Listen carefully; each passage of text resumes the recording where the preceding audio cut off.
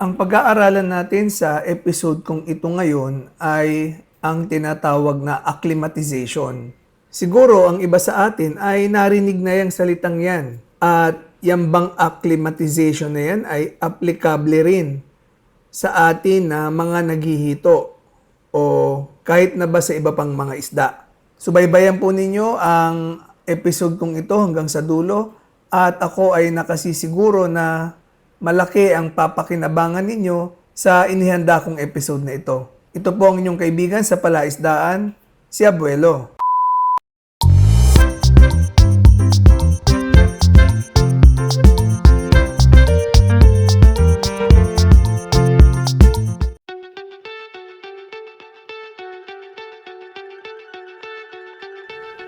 Kamusta na kayo mga viewers, mga subscribers at mga kaibigan na bumibisi-bisita sa aming YouTube channel at sa aming Facebook page?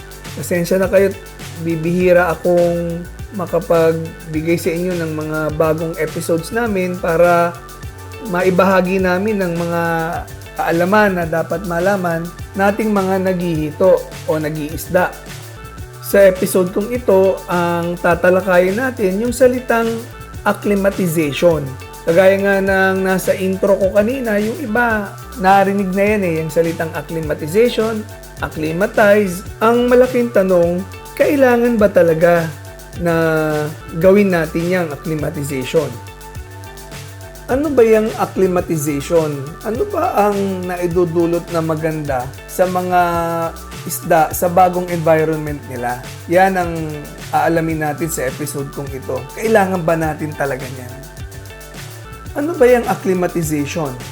Acclimatization is a process by which an organism adjusts to a new environment or situation. Ibig sabihin, ginagawa yung acclimatization para makapag-adjust o masanay yung organism. O sa case natin, yung isda, yung hito, masanay doon sa bagong environment. Yung bagong environment nila, yung tubig. Yung bagong tubig kung saan natin sila inilalagay. Yun ang acclimatization. Saan-saan natin dapat sanayin yung bagong isda natin doon sa tubig na inintroduce natin sa kanila. Doon una sa temperature ng tubig. Kasi pwedeng galing sila sa mainit o galing sa malamig na tubig. Ngayon, ibabagsak natin sila sa tubig na bago sa pakiramdam nila. Doon sa pH, mahalaga ang pH, yung pagbabago ng pH para sa mga isda. Doon sa salinity o yung baka medyo maalat yung tubig natin o yung pinanggalingan nila baka naman medyo maalat. At sa iba't iba pang mga bagay o karakteristik ng tubig na pwedeng nagbago para sa pakiramdam ng ating mga isda. Ang totoo sa sa tao rin may mga tinatawag na acclimatization din. Yung sa mga divers, pag nag-dive yan sa sobrang lalim ng tubig, hindi sila agad-agad umaangat kasi nga nagbago yung pressure para sa tao. Iba kasi ang pressure sa malalim na tubig, iba ang pressure sa mababaw na tubig. Sa mga mountain climbers, yung mga umaakyat sa matataas na bundok o yung sa Mount Everest, hindi sila pwede basta-basta aakyat agad, dire-diretso, papunta sa tuktok o hindi rin sila pwedeng dire-diretsong bumababa. Ina-acclimatize din nila yung sarili nila kasi iba yung temperature, iba yung thickness o kung manipis ang oxygen doon sa taas o sa baba, iba rin yung atmospheric pressure. So, kailangan talaga ng acclimatization both sa mga tao at both sa mga hayop, sa isda. May mga kasama tayo na nag-aalaga rin ng hito na pagka bumili sila sa nagtitinda ng fingerlings mula doon sa fish pond ng kanilang binilhan ay dire-diretso na nilang inilalagay ang kanilang mga binili sa kanilang mga fish pond. Dire-diretso na yon mula doon sa fish pond sa kabila, iuhulog na nila agad sa fish pond nila. May mga pagkakataon na namamatay. Madalas na may pagkakataon na ganun. Ang iniisip tuloy ng mga bumili ng fingerlings, ang may kasalanan, yung pinagbilan nila.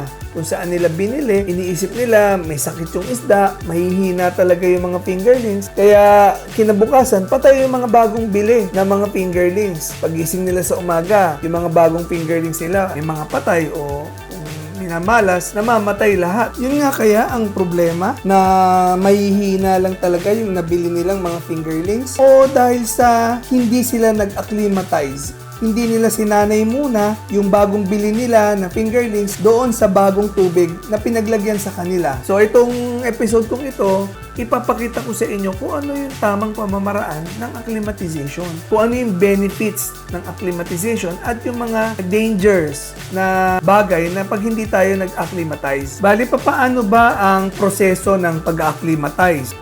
Iba't iba kasi ang paraan ng pagbili ng mga fingerlings mula sa fish pond na binilan ninyo ay ang iba dyan nilalagay nila sa plastic, yung clear plastic na nakagoma yung pinakaibabaw o nakatali yung pinakabunganga ng plastic. Pero bago nila itali yan o ilagyan ng goma, nilalagyan muna nila ng oxygen yon. Papapuswitan muna ng oxygen. Tapos saka nila itatali. Mahalagang lagyan nila ng oxygen yung loob ng plastic bago ninyo ipatali o palagyan ng goma. Kasi kung ilang isda o fingerlings na nasa loob ng plastic, hinihinga nila yon, yung oxygen na yon. Pinaka-reserba nilang oxygen. Pag yan hindi nila nilagyan ng oxygen, bago nila itali, namimiligro yung ating fingerlings. Baka mamaya maubusan sila ng oxygen doon. Pag bukas ninyo ng plastic, puro matamlay na. Stress na yung fingerlings. Yun ay pag nagkagano ng fingerlings natin, mabubuhay pa yan mga 2 araw. Pag hindi naka-recover, pwede silang mamatay na doon sa ikalawa o sa ikatlong araw. Kaya ako nag-aalala yan, mabanggit ko lang ito, mga kaibigan. Merong lumalaganap sa internet, sa YouTube at sa Facebook. Merong nagbebenta o may ang paraan nila ng pagta-transport ng kanilang fingerlings. Nilalagay nila sa bottled water. Yung 7 liters, yung may leeg, maliit lang ang bunganga. Pinagkakasya nila doon yung mga fingerlings. Napakadelikado nun, mga kaibigan. Marami na kaming sinabihan ng mga buyers namin na yun ang gusto nilang maging paraan ng paglilipat o pagta-transport mula sa aming fish pond papunta sa kanila. Hindi namin ine-encourage. Merong minsan, yun ang pinadala niya. Naglalamove lang siya, nagpadala siya dun sa rider ng mga container na ngayon, 7 liters. Ayaw namin. Kaya lang, pinilit nung bumibili. So, sabi namin, nasa risk nyo po yan. Baka mamaya, mamatay yan. Una, yung oxygen content ng bote, napakaliit nung bunganga nun, hindi mo naman pwedeng lagyan ng oxygen at ikulong yung oxygen sa loob na para wag sumingaw. Pangalawa, ang problema nun, madami yung isda sa loob, nagkikiskisan yon, nagkakasugat-sugat ang balat nun, na pinagmumulan yon ng cannibalism. Kasi pag ang fingerlings mo, kahit yung hito, yung malalaki na, pag nasugatan yan, naaamoy ng kapwa nila yung sugat. Yun, doon nagsisimula yung kinakain sila ng kapwa, ina-attack sila yung sugat. Pangatlo, halos wala ng lamang tubig. Pansinin ninyo, pag yung mga napapanood natin na doon naglalagay, halos punong-puno na ng isda, wala ng lamang tubig. Mga kaibigan, tandaan ninyo, mga baby yan. Kumbaga infants yan, hindi yan malalaking isda na kayang tumagal sa ganong sitwasyon. So sa ganong paraan, namimiligro. Ayun na nga, yung isang customer namin, tumawag sa amin, namatay daw lahat yung fingerlings nila after 3 days. Pagdating sa kanila nga, yun, matamlay, hindi na masyadong lumalangoy, ayaw kumain. Dahil nga na-stress. Ang stress naman kasi hindi agad-agad dyan namamatay ang isda. Tatagal pa yung 1, 2, 3 araw. Siyempre, lumalaban yung katawan nila na gumaling sila dun sa stress nila. Pero pagka fingerlings ang na-stress, napaka-konti na ng survival rate nun. Sa bawat bagay ay merong tamang paraan kung paano gagawin. Ngayon, ginawa mo yung isang bagay na yun na hindi doon sa tamang paraan at nakalusot, nagawa naman yung bagay, hindi ibig sabihin, yun na ang tamang paraan. Darating ang time, makalusot ka man ngayon, madidisgrasya. Kaya wag na nating antayin madisgrasya pa yung ginagawa natin, lalo na sa pag-aalaga ng hito. Meron tamang paraan ng pagta-transport, hindi sa ganyang paraan. Tandaan nyo yun, mga kaibigan. Sayang ang pera.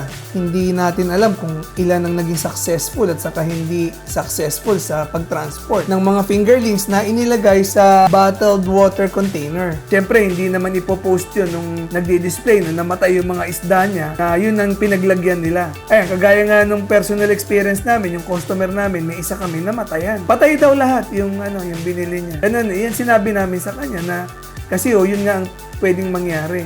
May stress yung fingerlings, buhay siya ng 1, 2 araw. On the 3rd day, namatay na lahat yung kanyang fingerlings.